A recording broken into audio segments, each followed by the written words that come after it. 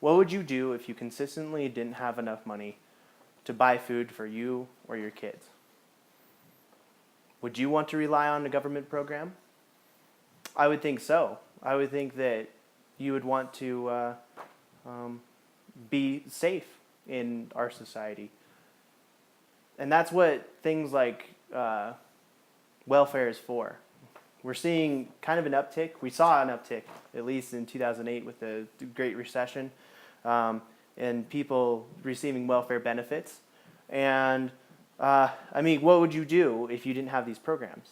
Would you resort to embezzling money, or would you resort to thievery? Any of that? It's happened before.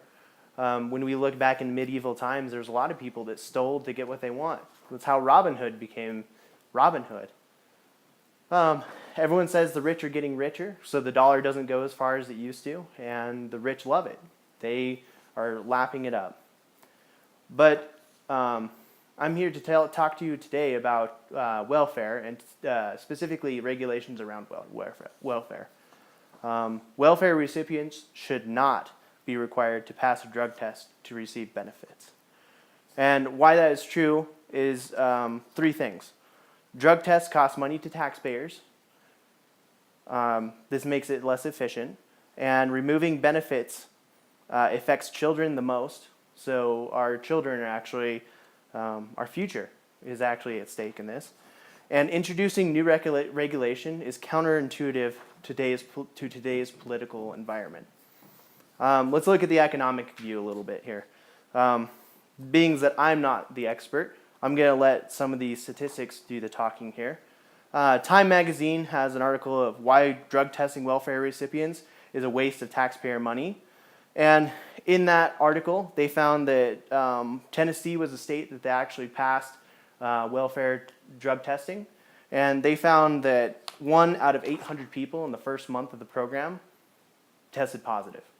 1 out of 800 people that went to the program. When we issue 800 drug tests, that's a big cost to the taxpayer. That costs them money, and it doesn't look like it's worth it, like when you put it on paper. But that's not the only one that costs taxpayers money. Florida actually is a very interesting case. Florida passed drug testing laws, and the New York Times actually wrote an article, and this is kind of a spoiler here, but Florida law on drug tests for welfare is struck down. So they even struck it down, but here's the statistics on this.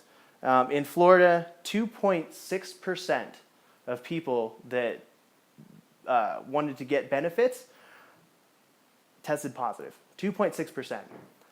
The other interesting fact about this is that in Florida, their illegal drug use is estimated to be about 8%. So that means people doing above and beyond or not applying for benefits, they're actually using more drugs than people that are in these categories. So I thought that was interesting, and the law was eventually struck down, for sure, because it was a waste of their taxpayer money. But economics is not only the only part of this scenario here. I did mention children before, and it's when we take benefits away from recipients, like food stamps, we actually disproportionately affect the children more than we affect the beneficiaries. And that's a huge problem because children are our future. And John Hopkins Birmingham Institute for Bioethics did an article called Drug Testing for Welfare Burdens Poor Children. And one quote that really kind of stuck out to me from them is, American children are already the nation's poorest age group. When you start thinking about that, our future is the poorest age group. There's more children on Medicaid right now than there are adults. And I think it's like half of all children are on Medicaid right now, which is kind of a staggering number when you start looking at that. That kind of linked to another article from the Chicago Policy Review, Enduring Damage, the Effects of Childhood Poverty on Adult Health. So when we don't take care of our youth, this is stuff that happens to them when they actually get older. I quote that 25% of American children currently live in poverty. That's another staggering number. Half of all children on Medicaid, 25% of them are in poverty right now. So when we're talking about taking away benefits from them, we're talking about a quarter of all children in America. They have a higher risk for developing behavior disorders and greater morbidity for chronic diseases and even premature death. So we're kind of writing them off when we start looking at this political issue. And when you get down to it, that's what it is. This is a political issue. This is something that's not based in fact, because we looked at the economic view, we looked at children, and the last part I would really want to kind of bring out here is that introducing new regulation is pretty counterintuitive politically. We just had a big election. I mentioned that in my last speech. And that election held out that Republicans won over. These are the anti-regulation group. And what's so funny about it is that they're the ones that are wanting this. They're the ones that think that we need to go ahead and drug test people for benefits, for welfare. There's an article in The Atlantic, and I kind of knew about this beforehand, but before I started researching it, I remembered that when Trump first got in office, he signed an actual executive order that for every 2 for every 1 regulation. And what that means is for every 1 regulation that we pass now, we have to strike down 2, as far as an executive order.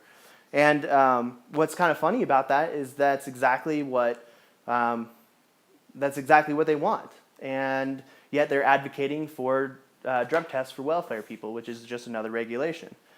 I quoted the article because I thought this was kind of a cool statement. Trump has long stated that overregulation is hampering America's economic growth. If we're hampering economic growth, why would we put in another regulation and waste taxpayers' money? So this kind of really kind of envelops into the economic view as well. Welfare recipients should not be required to pass a drug test to get welfare benefits. And why that is because drug testing costs too much money to the taxpayers. Removing benefits affects children more than it does the beneficiaries who happen to be on drugs. And introducing new regulation is counterintuitive to our political environment. So I challenge you to go ahead and think about this. And I challenge you to really look at the facts in this. And I think you'll find that you totally agree with me. Thank you very much.